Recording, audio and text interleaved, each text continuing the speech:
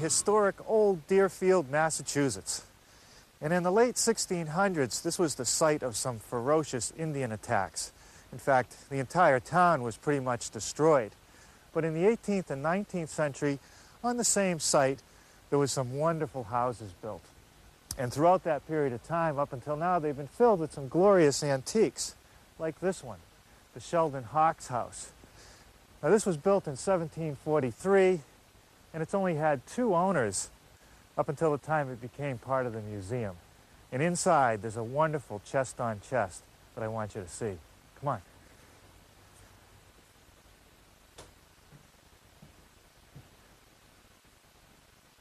Boy, how's this for a room?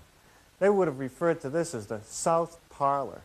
And it's filled with some antiques. Look at this. A nice table with a China tea service all set out, ready to go.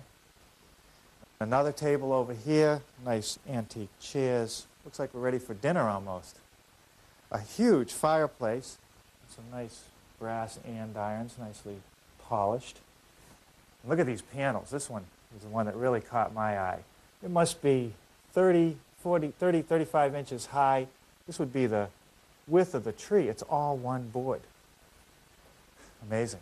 Now over here in this room, this was known as the South Kitchen, and here's the piece that I want you to see. This was built by a local craftsman by the name of Daniel Clay, and in fact, a lot of his pieces are on display here at the museum. It's a cherry chest-on-chest. It has a nicely shaped leg down here, some flutes on this corner, which lead up into what's known as a lamb's tongue. And I have some pretty good ideas at how I can make that back at the shop. There are 8 drawers, and look at this. The rails that come across have a slight, like a dovetail fit here so that it won't spread apart. Some very elegant brass hardware. And these key plates, they're just there for decoration. There's no working hardware in there. Anyway, I guess on this top drawer, we wouldn't need any hardware because only the senior set in the family can see what's in there. I think it's very well proportioned, and I'm going to measure it up. Now I'd like to talk about shop safety. Make sure to read, understand, and follow all the safety rules that come with your tools. Knowing how to use your tools safely greatly reduces the possibility of personal injury. But remember this, there is no more important safety rule than to wear these safety glasses. Now I'll show you how I built today's project.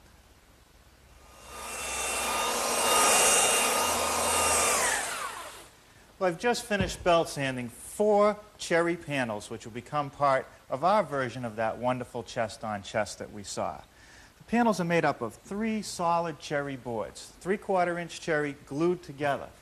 But I use a method of biscuit joinery, a special tool that cuts a slot and these little beach biscuits. And combined with some glue, you're going to end up with a joint that's extremely strong. I also made 4 pine panels back here.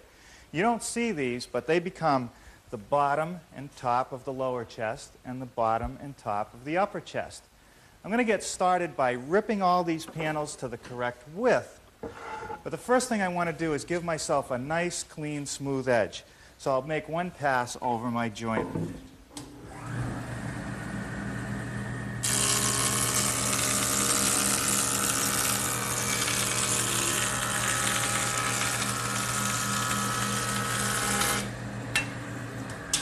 With that smooth edge planed, I'll put that against my rip fence. This is for the bottom panel, and I want to have a width of 17 inches finished. So I'm going to cut it about 17 1/32 and then run it through my joiner again.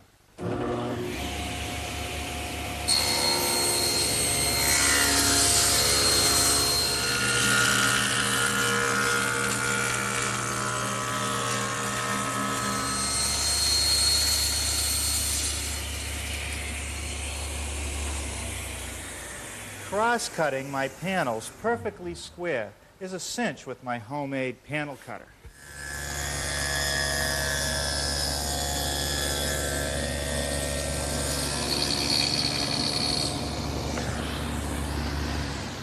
I've just made a rabbet joint along the back edge of each of the cherry panels. And that's so that the plywood backing can be recessed on the top and bottom chest.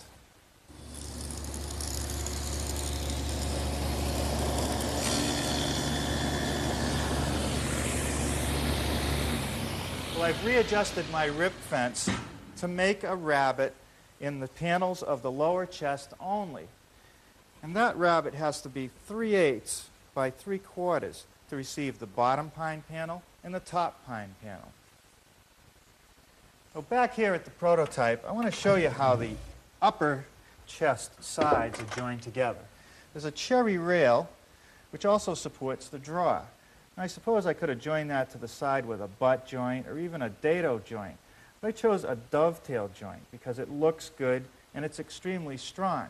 I made the dovetail joint with this 3/4 inch bit, but it's too big to make it all in one pass. So I'm going to start with a 3/8 inch straight bit set up in my router. I've laid out the location of each rail, and I've clamped the straight edge on the right distance from where I need to make the cut. And I want to come in about 2.5 inches.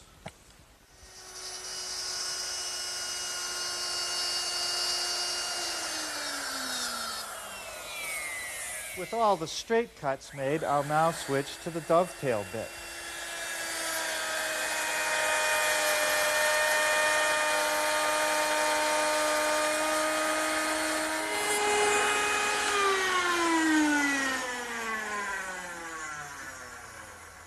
With the same dovetail bit mounted in my router, which is now under this router table, I'm able to make the male part of that dovetail joint.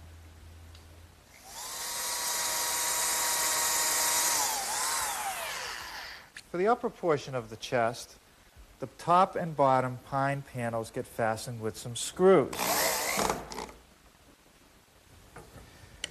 Well, glue, along with our dovetail joint, are the only things necessary to hold the rails to the sides.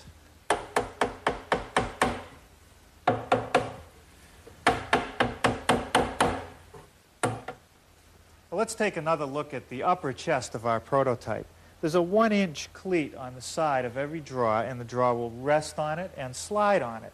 Now I'm going to fasten that cleat with a screw in the center, and there's just a little dab of glue beneath it. And then on each end, I'm just going to use a nail, no glue. And this will allow the side to move freely and not split. The 1/4 inch plywood on the back of the case is fastened with a little glue and some brads.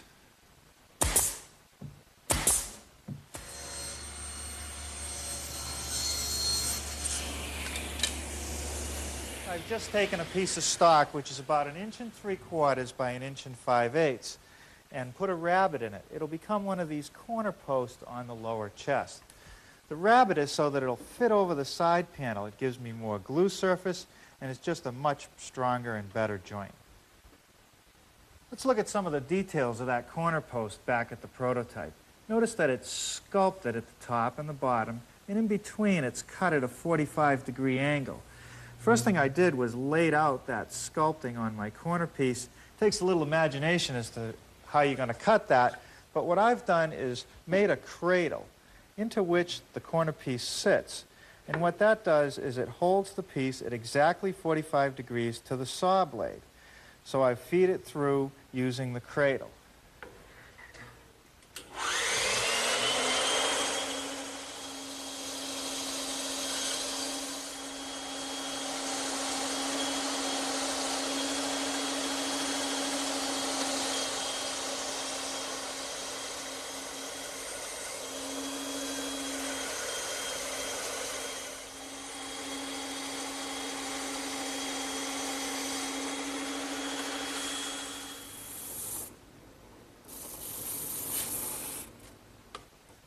My drum sander attachment in my drill press does a nice job smoothing out any bandsaw marks that were left. And now we're ready to start the fluting. To do the fluting, I'm going to use my overarm router, which is set up with a 1/4 inch round nose bit. And again, I've set the piece in that cradle. I've laid it out, and now I'll just lower the router in and plow out the material.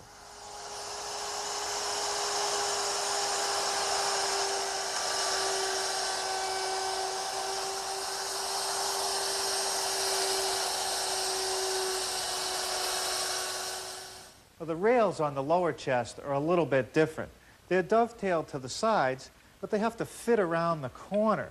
So what I'm going to do is hold it so that the face is flush, trace the outline, and now I want to remove this material.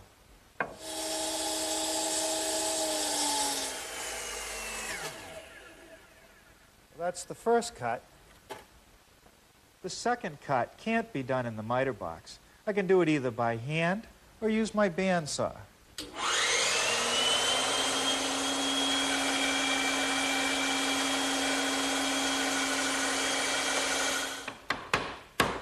Okay, that's the way that should fit.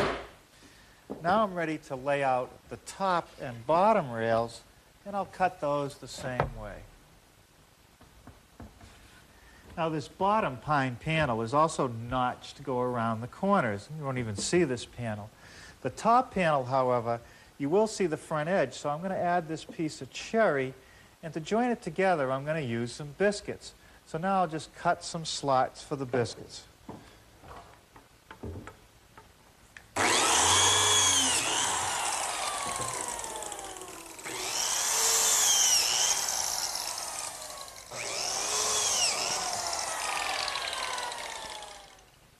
Now the lower chest is assembled using some glue, some screws, and some clamps, much like I assembled the top one. And I'll set it aside to dry overnight. Well, we've got some sunshine this morning, and the cabinet has dried overnight, and I can remove my clamps. Now it's really just the glue that holds the corner to the sides, and also these rails, and everything is set together now. I've made some runners for the drawers, a couple pieces of stock glued together and nailed. And they get fastened similar to the ones in the upper chest. Just a little dab of glue in the middle where the screw is. I'll fasten it to the side and add a couple nails. Then I'll be ready for the back.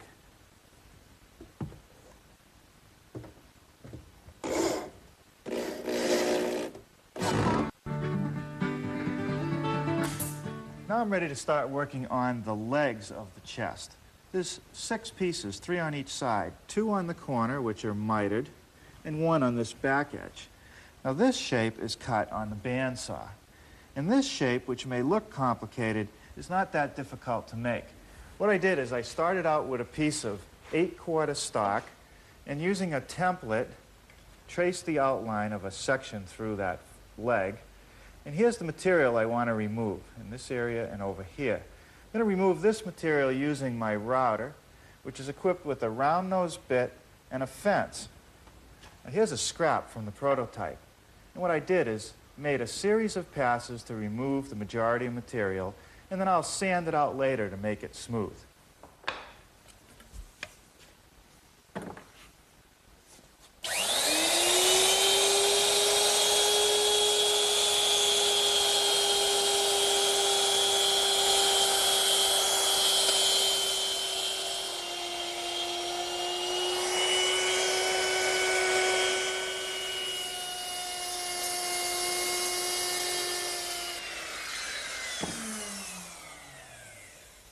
Well, that takes care of that. I'll sand the rest of that out. Now over here for this corner, I can take that off on my table saw. I'm tracing the outline of the leg from a template I made of the original. It's on the back side of the piece that I just milled. I've laid out 3 rights and 3 lefts. Now I'm going to use my radial arm to cut the pieces to length.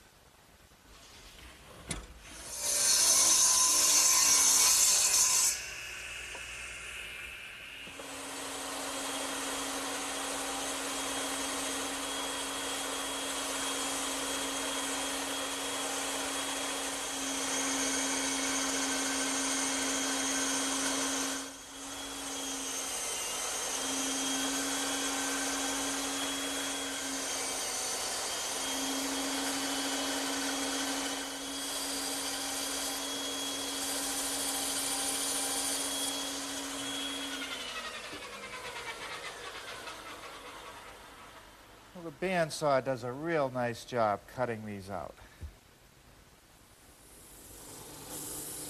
Here I'm using a 1-inch drum sander with some 80 to 100 grit paper in it to clean up the bandsaw marks along the inside of the contour.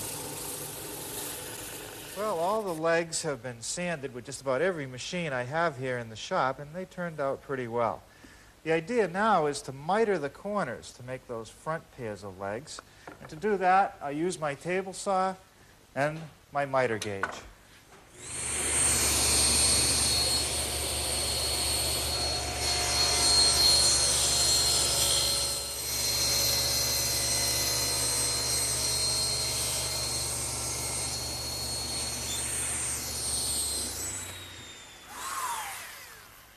With a glue block and a little glue, some screws and a clamp, we'll put these corner feet together.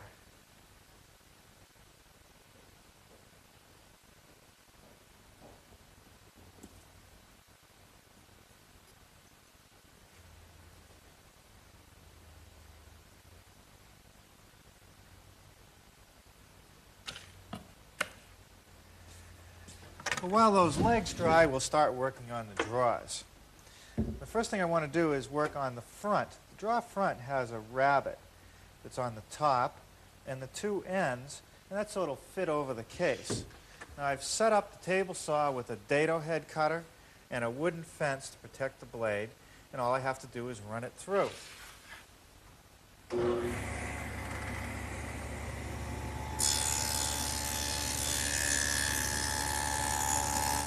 Each drawer front is joined to the side with a series of dovetail joints. So I've clamped the drawer front in the jig with the inside of the drawer facing up, and I've set up my router with a collar and a dovetailing bit. The collar simply follows the template and the bit does the work. Watch.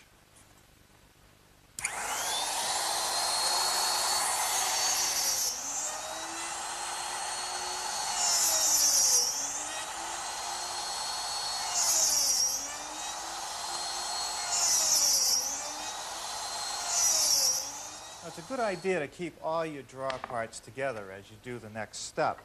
You need a groove in the sides and in the front for the 1/4-inch plywood bottom. And I've set up my dado head cutter in the table saw, and now I'll just run them through.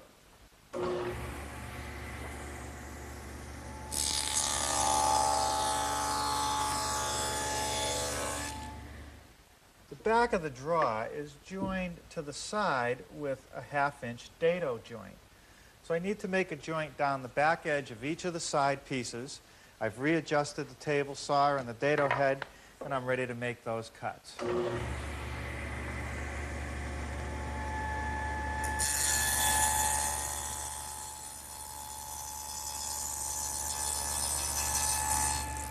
next step is to put this decorative edge on all 4 sides of the drawer front, and I'll do that on my router table.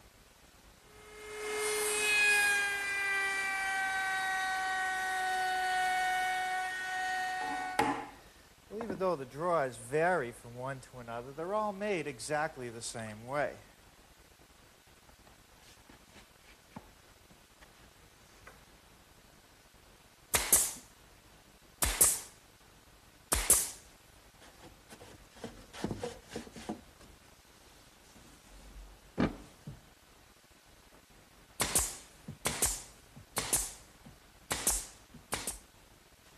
That takes care of all the drawers. Now I'm ready to go back to work on the legs.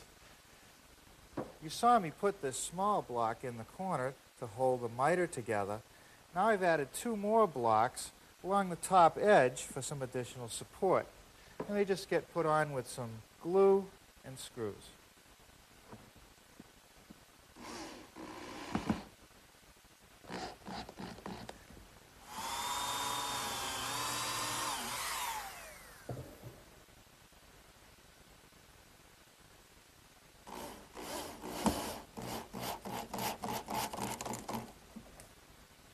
Now the back legs don't have a return, so for some additional support I've cut this pine block and I've added some biscuits in there for some extra strength.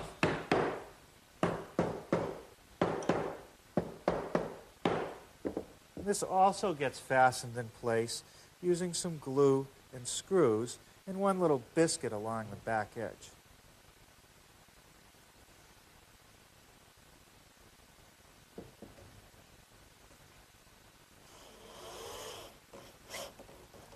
Well, I'll tell you, this thing is heavy.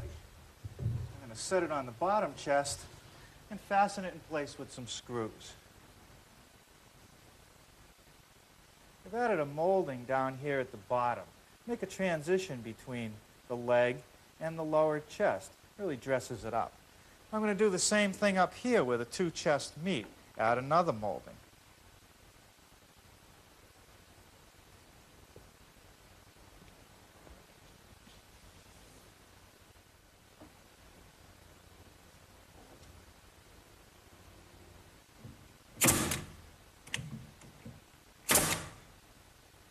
On the top of the chest, I've added some extra cleats to give me more nailing for the molding.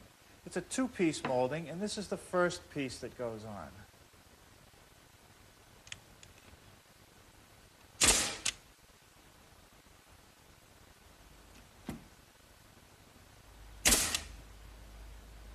Now this top piece is a piece of 1x stock that sits on the lower piece. It has sort of an ogee detail, and that just gets glued and nailed in place.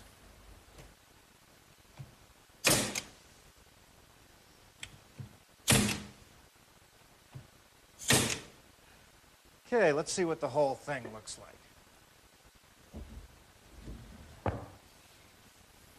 Well, that's not too bad. I'm not going to bother putting the hardware on it now. I'm going to wait till after I finish it. As this cherry ages, it'll darken naturally, but it takes a long time. So I'm going to help it along by putting on a coat of wild cherry stain. Now, after it sets up for a bit, I'll wipe off the excess. Now that's the look that I'm after. To protect this piece, I'm going to put on several thin coats of a water-based satin finish polyurethane. And it's amazing that all you need is a foam brush to put it on. It does go on a little bit milky, but it'll dry perfectly clear. Now this 320 grit wet dry sandpaper is the perfect choice for sanding between coats. And while I'm at it, I'm going to fill in any nail holes. I'm using some colored putty, and you just rub it into the hole and take off the excess. Well, I suppose you could say that we've built simpler projects here at the new Yankee workshop, but none more satisfying.